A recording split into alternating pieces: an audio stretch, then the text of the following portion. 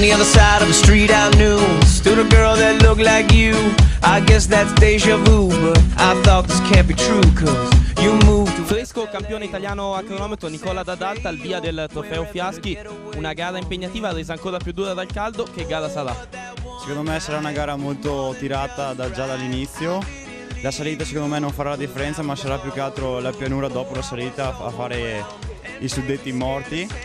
E secondo me sarà molto dura e molto selettiva.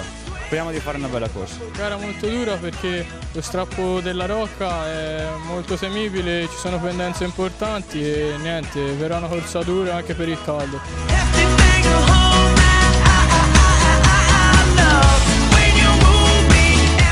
Umberto Ozzini, prima gara con la maglia di campione italiano, che emozione è? Sicuramente è una grande soddisfazione, molto emozionato perché è la prima volta che la indosso. Adesso cercherò di onorarla al meglio, cercando di ottenere un buon risultato, anche una vittoria se arriva è ben accetta.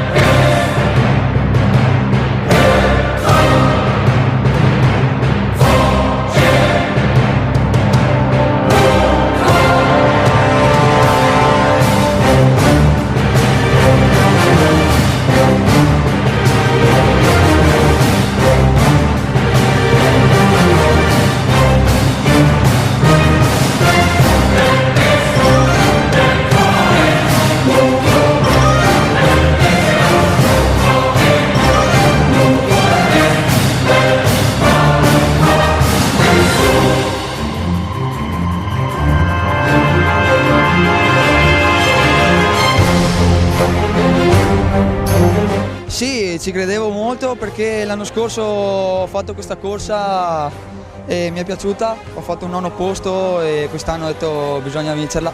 E, sì, sono rientrato al penultimo giro della Rocca e ho dato tutto nel finale, ho visto che ne avevo più di tutti, ho fatto lo sprint e nessuno mi ha rimontato, sono contento per questo risultato.